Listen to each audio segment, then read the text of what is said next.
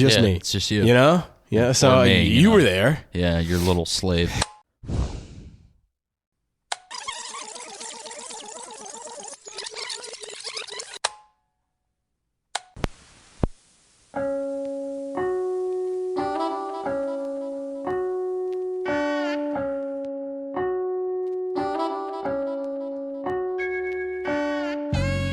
I'm Rich. And I'm Josh. Make sure your Walkman is at full battery because we're diving into our dad tapes.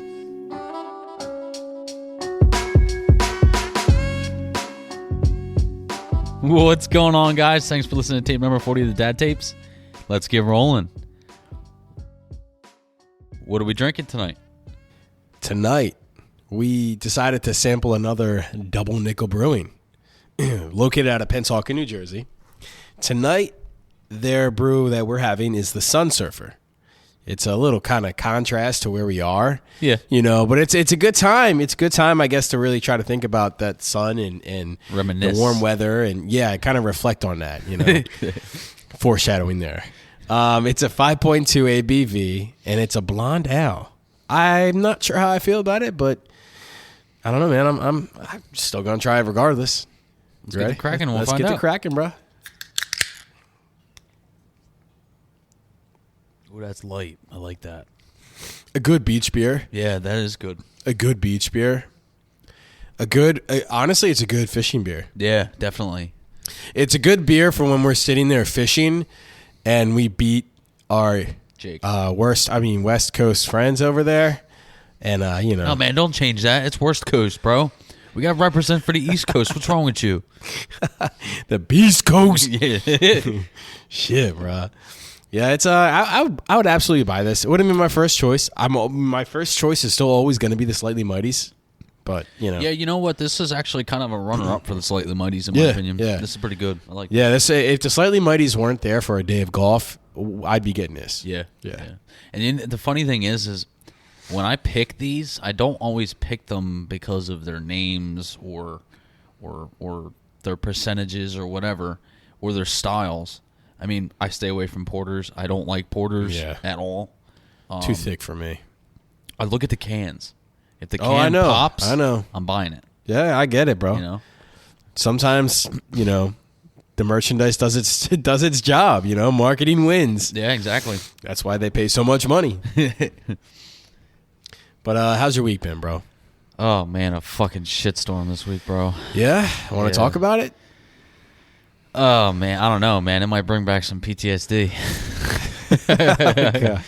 No, you don't have to if you don't want to. no, I don't care. I mean, All right. listen, I started off the week right, I guess you can say. First thing Monday morning, on my way into work, you know, hydroplaned, got into a car accident. Yeah, that was a great start to my week, man. It's been a roller coaster this week. So, I'm sure it has, man. I'm still fucking sore, bro. I know. Unfortunately, it was nothing serious. I mean, it was. You were traveling like what? How fast were you going? I know you got the speed limit on the parkway is 65, and it was raining like really hard. Oh, so dude, I wasn't. It was that day we had like the evening into the night into the morning. We had like 4 to 6 inches of rain. Yeah, they said intense. that total we got 6 inches of rain. It was ridiculous. And it was pouring on my way. Oh, in. yeah. Like I could barely see. So I was being somewhat cautious. You know what I mean? And it's tough to be cautious and keep up with the speed of traffic with everyone else because you know how it is. Everyone else is assholes when they're on the fucking road. They don't give a shit. Oh, yeah. But luckily, I didn't have anybody near me when it happened. But let's just say I almost had to play a lifelike game of Frogger because I was in the middle lane of a three-lane highway. Yeah. So I had to... Turn sideways, too, right? Yeah, yep. Yeah. Sideways. I had to fucking use all my might to get the driver's side door open because it didn't want to open. So it was fun. That's scary, man. And I'm standing out in the middle of the pouring fucking rain at 6:45 in the morning. Great. 30 degrees. It felt great. I'm sure it perfect. did, dude. Nice and wet and cold. That's the best feeling in the world. You know, it's like... Oh, God, just take an ice bath, bro. Yeah, right. Gosh, man. But the saving grace to all of it, Addison wasn't in the car. Yeah. and my dad had a spare change of clothes that I could wear when I got to work. That's a big saving grace. Yeah, right? I was freezing, bro. I was cold. Yeah, when you go through moments like that, because when I had my car accident, that was the first thing I thought of too. And that, like, coincidentally, if it wasn't for COVID and the whole transition that careers had to take, and working from home and daycare is closing, if Declan's daycare was opened, he would have been in that back seat and he would have been smashed. Yeah. So I get it, dude. It's like you are so thankful, and like that's that in a moment, that's all you care about. Yeah, and I was lucky enough to just walk away from it. Dude, because you're adrenaline, man. Exactly. I mean, I didn't even have a scratch on me. Yeah. Like nothing, bro. Like the only thing Oliver Luck. Yeah, right. Yeah. The only thing that got to me was the whiplash for one from impact, and the compression from the seatbelt on your chest. Ooh. Yeah, that was rough the next day, but oh fuck, man! I'm glad you're good. I'm glad you're here. Too, bro. Yeah, I'm glad you're here on Earth. Right. I mean, crap, man. Shit. One wrong turn, literally, it could have went a lot different. Yeah, well, that's the funny thing too, is because like I have my CDL. I've been driving for a long time. Yeah, I drive big trucks. I drive heavy equipment, all that shit. So I have the experience when it comes to driving in that weather. And when I say I lost control, I lost control. And there's nothing you can do. It after happens, that. Man. You know what I mean? It happens. You just have to embrace it and get ready for the impact, because there's no fucking stopping it. Well, again, I'm just glad you're here, bro. Yeah, me too. How was your week, besides my... I mean, my week's been kind of a hectic week overall. Just trying to do some last minute stuff. Get the last minute gifts in line and stocking stuffers in line and doing what we can with what we have. Oh, you mean that's not Santa's job? Like, I mean, hey, you know what? As long as Santa comes and brings them cakes, yeah, that's all that matters. I will do the rest of it happily. You know what I'm saying? Like, what kind of cakes we talking here? Like pancakes. Pancakes. Little Debbie cakes, or Little Debbie got them cakes. No, that's Big Deborah. God. But you're keeping all this in, by the way. But I got some good news. It's not in stone yet, but it's basically the stone tablets in front of me, and I'm about to chisel it in. But I gotta picking up work again, and I'm actually going to be doing sales again, but it's timeshare. There you go. I'll be working for Wyndham. Oh shit! And they offer a lot of perks, and there's a lot of really good opportunity. Yeah. And if it works out for me and I'm actually successful in it, which I really think I will be, it's not a matter of if. I think it's a matter of when. Yeah. I mean, I could even be in a position to where Jill could stop working full time and she can go and do, kind of like flip the script a little bit and have her some off time and down and do some private practice by herself and get her clinical hours, because ideally, we both want to be business. I've always hated working for people. And the only time I've ever worked for people is in kitchens and landscaping jobs. And half of the time when I'm landscaping, my boss wasn't even there. It was just me. It's just you. Yeah. So you were there. Yeah, your little slave. Well, if you knew how to use a damn weed whacker the right way. Oh, fuck you. God, man, you over here. Dude, I was like 15, bro. I've used a weed whacker before. Yeah, what? To trim your downstairs, bro? Because God, man. Good grief. I need more than a fucking weed whacker. Okay, we're going to cut that one out. Anyway. Yeah, but I'm kind of excited for the opportunity, man. Good. Excited for the what could happen in the new year. Yeah. Hey, here's the new tidings, right? That's right, bro.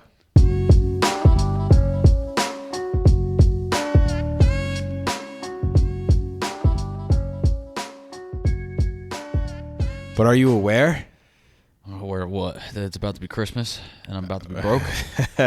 Wait, you mean you're not yet? I mean, I already am broke, but I'm about to be even more broke. Well, at least you have that awareness. And you clearly had enough awareness not to try to push your car out of the middle of the road in the dark morning time in a rainy day. But I could tell you're not aware because your book's not even open. No, No, you're not. You're not. So, man, I still got whiplash. Leave me alone. Oh, yeah. You've been back at work for 2 or 3 days now, and Dude, I went all to of a work- sudden you decided. I went to work the same fucking day. I know you did. Like an idiot. I probably shouldn't have. I fucking told you not to, man. This week, from a reading from The Daily Dad by Ryan Holiday, January 20th. Do the things you want them to do. You want your son to be strong and to be honest. You want your daughters to be those things too. You want them to work hard to help other people, to be respectful to their parents and the people they meet on their street.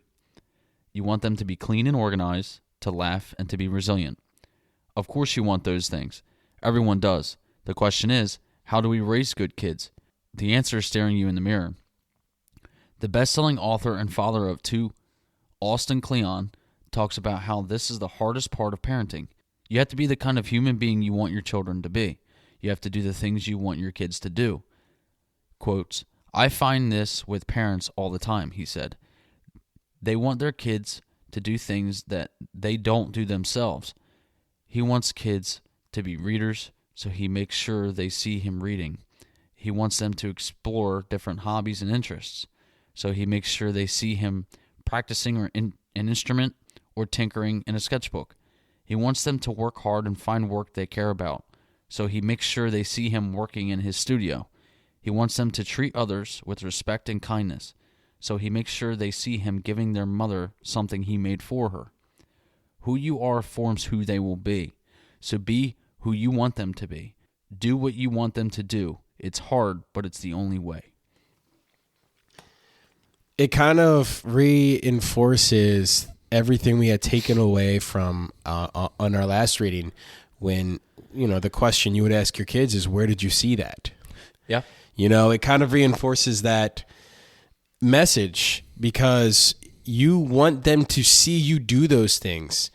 And I mean, again, it all seems to be that underlying message is they're always watching you. Yeah. So you have to be the role model for them that you want them to be.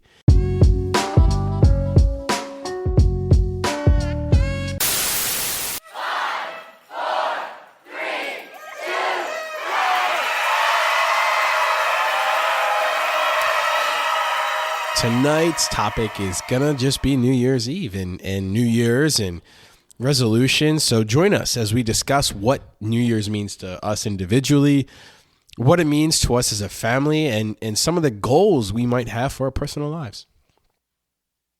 It's time for our data dump. A thing as a New Year's celebration has been happening since the earliest recorded times, even dating back some 4,000 years ago to the ancient Babylonians. Although the origin of celebrations differ in regards to timing, almost all New Year's celebrations focus on renewing life, reinvigorating, and new directions. The celebration taking place on January 1st didn't occur until 1582. However, the holiday and celebrations have evolved. There seems to be a couple of common strings attached. One of the strings seems to be the desire of treating people better. The Babylonians would return borrowed items to their owner. Jews seek and offer forgiveness. Scots go first footing, visiting neighbors and personally wishing them all well. The other string attached seems to be the betterment of self. According to a study published in PsychologyToday.com, both strings seem to be a connection to human survival, whether the acts were completed or not. How? Treating people nicer and essentially expanding your circle lays in the social element we have as communal beings. Additionally, the strive to do better is rooted in our survival instincts and having the ability to control something we have no control over at all, the future.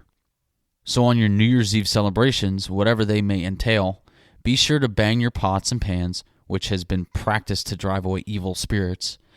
And while you're doing that, wear your red, passion and love, or yellow, wealth and success, underwear, and step in the right direction.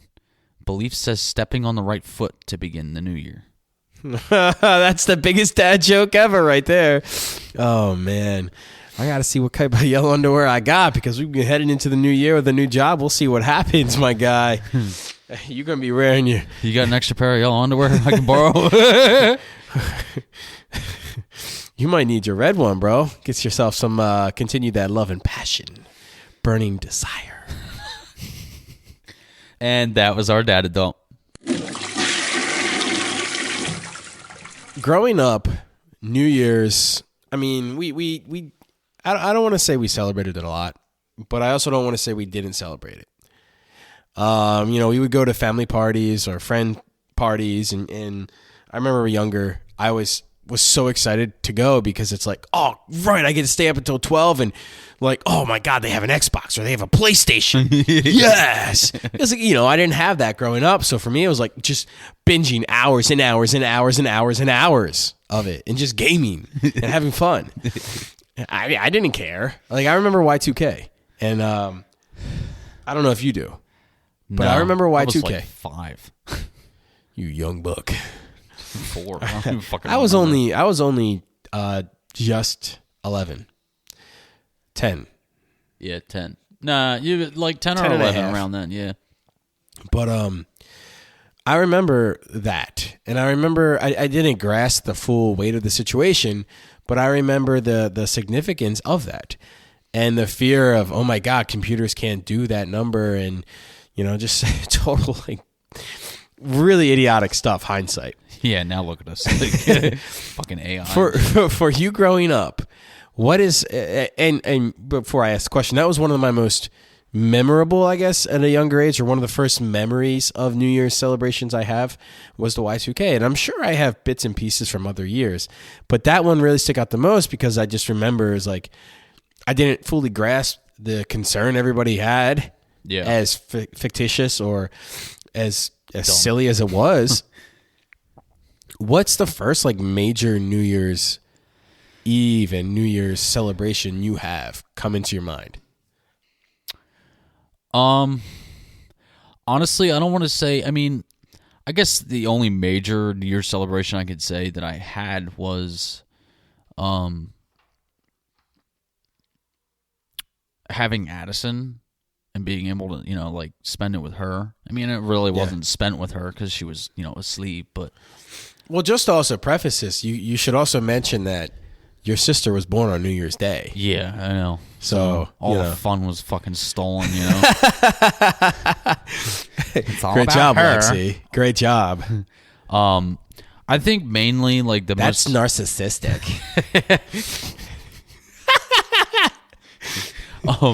I think the most memorable like New Year's Eve I've really had mainly is any of the ones growing up in like my teenage years. Mm-hmm. Because like we always had parties in my house, Yeah.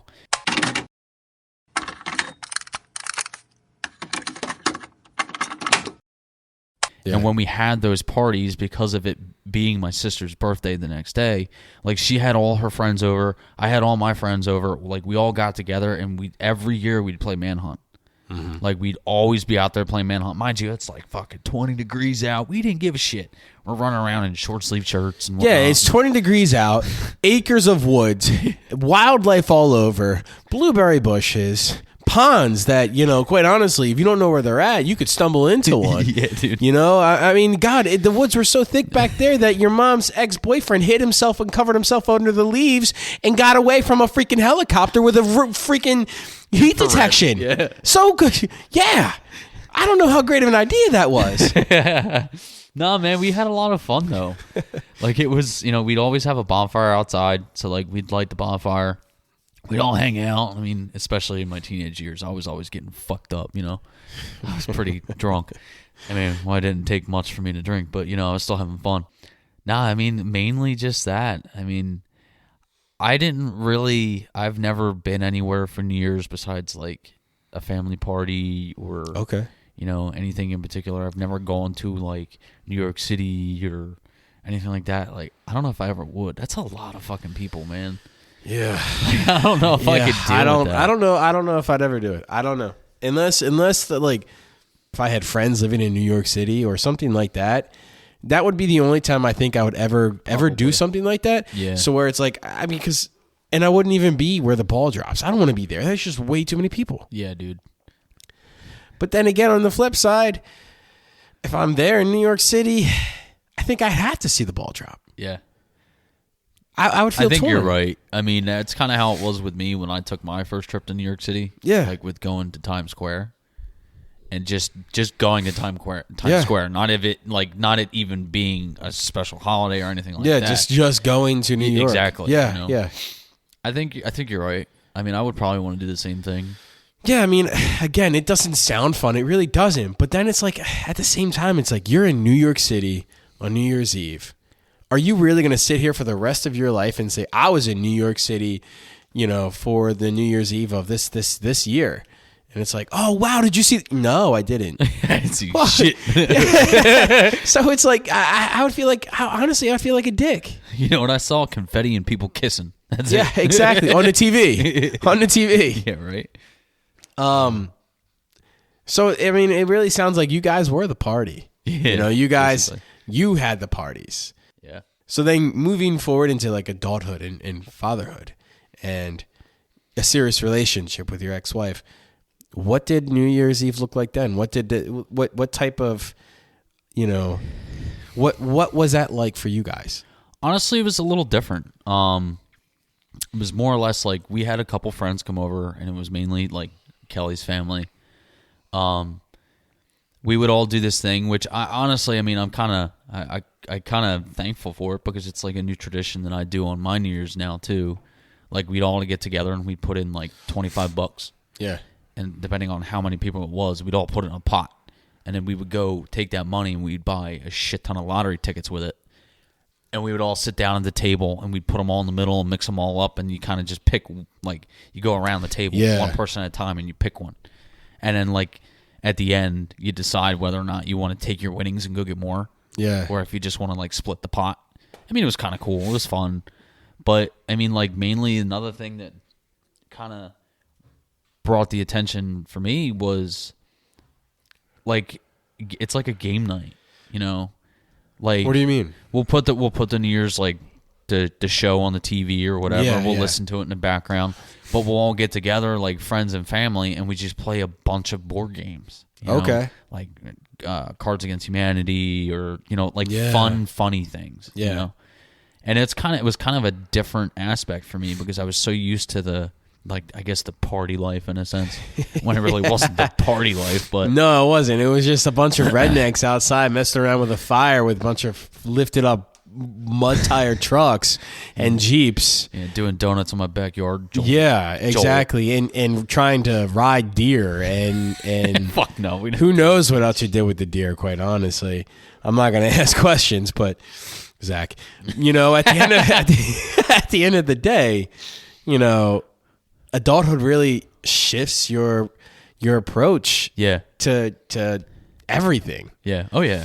But it's kind of cool though, because you go from having that I don't want to say like wild aspect, but in a sense when you're at that age it's wild to you because it's like something you're not really supposed to be doing at that age, but you have parental consent and blah blah blah. Yeah. So you're able to have fun, but and then you kind of shift into something like this, and it's even, you're having a couple drinks, you're getting a little tuned up, but you're playing games that are fun and funny, and you're just kind of having like a different.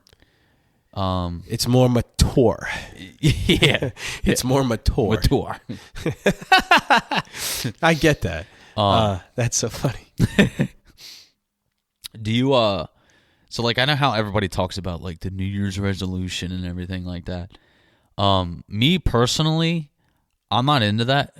Yeah. I'm not really a kind of guy that's going to sit here and say, oh, this year and next year and blah, blah, blah. If there's something that I want to better for myself, I'm just going to fucking do it.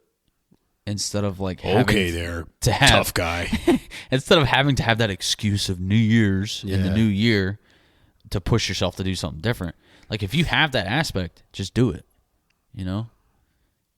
What about you? Like, what do you think about the whole New Year's resolution situation? I mean, I'm much in the same notion as you. And if anybody's ever been with us through and through since episode 1 and 2, the second episode we had was called the Kaizen method. And that's been a methodology I try to implement in my life as much as possible, to where you piecemeally or you try to better yourself in every way, every day, every week, every month that you can. No matter what percentage it is. Exactly. And it's not as if it's going to ever be setting up goals or resolutions. I'm not big on setting up resolutions for New Year's, for anything. Much like what you said, if I find that I've done something wrong, or I've been doing something wrong, or that I'm not liking the way something is going, change the direction. Exactly. I hate to put it this way, but sometimes I'll try to analyze life in a very, factory line aspect. And it's okay, well, this is where I see something going wrong. All right, let me try something different. Let me change that and see what the end result is. And if it doesn't work, okay, just change something else. Yeah, but there's nothing wrong with that. No, because it's like you can't success unless you fail. You can't have success unless you fail. Yeah, and I don't hold anything against somebody who makes resolutions, and I don't, I think it's tough. I think it's tough because a lot of people make lofty resolutions. Agreed. And even the goal of like losing weight is still a lofty resolution, because losing weight is not just working out. It's a lifestyle change. Yeah. Oh yeah, definitely. It's a routine change. It's a diet change. It's a workout change. It's exercising. It's making those right decisions when when you have to. Yeah. It's making those proper decisions and having that self-control. Yeah. And kind of going back to the reading from tonight from the Daily Dad, I think that's the best way to really, show that for your own kids.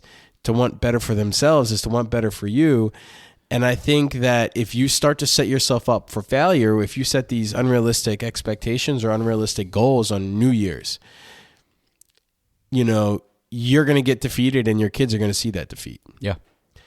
And I don't know. I think that you could set goals. Yeah, of course you can. Goals, but I think I make that a practice. But you don't have to use New Year's Eve as a crutch to set those goals. I don't think so. But that being said, clearly people do that. Yeah. And I think that, And don't get me wrong, there are a lot of people that are successful. Yeah. Like, we're not saying to not do it. I mean, it's just our personal opinion. If you find that if it's not working for you, then just change what you need. Yeah. If you haven't been, I've tried it before. I honestly have, and it was never successful for me. And I realized, like, okay, that's just not. Maybe my resolution should be stop trying to set New Year's resolutions. Yeah, right. So I guess in that notion, I've been successful. But just try to, like, for me, at least from what I found is, not putting all that pressure and starting anew and feeling like this is a new page or a new chapter, a new page and a new chapter in the same book of life. As much as that is the case, and historically proven clearly from the data dump, it's just ingrained in us for whatever reason. Yeah. Maybe it's not January 1st, but whatever has been, perceived as the new year has always been some element of refreshing. Yeah. So, I think it's a good time to assess. I think it's a good time to reflect. And I think it's a good time for maybe you to not set unrealistic expectations or resolutions, but maybe think about what you want and what you do want to change. Yeah. And it, I think setting your resolution in a matter of a day or 2 days is ridiculous. Yeah. That's ridiculous. It takes time, at least for me. Like, don't get me wrong. Like, if you want to start the new year with a fresh, clean slate, cool. Do it. Yeah, exactly. I mean, there's nothing wrong with that. No, not at all. I mean, if you literally, like, if you're a person that likes to have set things, like if you want to go and say, hey, January 1st, I'm going to start fresh, I'm going to fix everything, or, start, new with something different. Yeah. Then do it. I mean, if you are a person that is, like, seriously goal orientated, and you actually want to get things done, then do it. Yeah, agreed. Hard battles, man. I mean, listen, there's one battle that I know it ain't gonna be hard. is whipping our West Coast boys in Call of Duty. There's going to be one battle that's not going to be hard, and it's going to be my battle with Joe. And then when I finally get to, play whomever I need to in the championship for the podcast battles and take that championship home. And I'm saying it now because we're going to have a podcast with them later tonight. We're guesting on their podcast tonight. Yep. I'm saying it now. So it's clear. I've already conceived up our punishment if we win for 3 episodes. They're going to have a 5-minute intro every episode talking about how great Philadelphia Eagles are and how great the Philadelphia fan and the fan base are and how they deserved that win last season. That's going to be their punishment. That's their podcast battles punishment. And I'm saying it here first because this is recorded before theirs. And I'm going to say it to them too. And I'm ready for it. But anyway. Listen, I'm going to let you take the wheel on that because I can't say a fucking word. Well, if it's a punishment and we lose, you are taking the brunt of that punishment. I'm letting you know now. I mean, listen, I'm already an Eagles fan. So, I mean. Oh, no, that would be, they conceive a punishment for us. Oh, yeah, I know. It would probably, I don't want to know what it's going to be, but you're taking the brunt of that one. So the one thing I don't want to catch myself this year in 2024 is going to be in any situations, bro.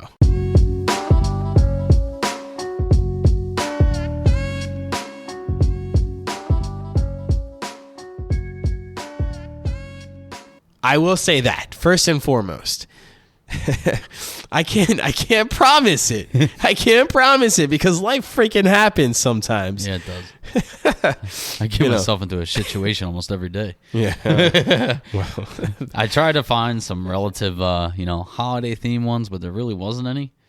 We're just going to do a random roulette here. First one, barely legal. Today, oh my God. Today, my biology teacher subscribed to my OnlyFans. This wouldn't be weird if the last time I saw or spoke to him wasn't my freshman year of high school, FML. Oh, my God. Your life sucks. I agree. Your life sucks. Yeah. And the next one, misguided by Anonymous. Today, my dad invited me to a bar that turned out to be a brothel. Nice. Because it's pathetic that I'm still a virgin and it's past time I just get it over with. I'm not a virgin. I've just never been with a woman because I'm gay and I still haven't told my family. Holy shit, that did not take the turn I thought it was going to. No. Oh my God. I'm not going to give any judgment on that one. The situation sucks. That's what I just say. I am sorry, bro. I am fucking sorry that you had to go through that. Yeah. That's a bit rough. God. This next one's untitled. Today, I was making out with my girlfriend, and after a while, she moved her hand down to my crotch. She felt my erection, then got up and yelled at me, calling me a horny pig for assuming we were going to have sex. Another untitled one by Tat Freak.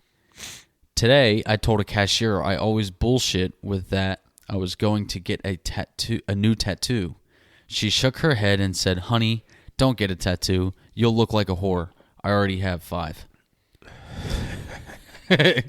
You deserve that one. Yeah, you totally do. You deserve that one.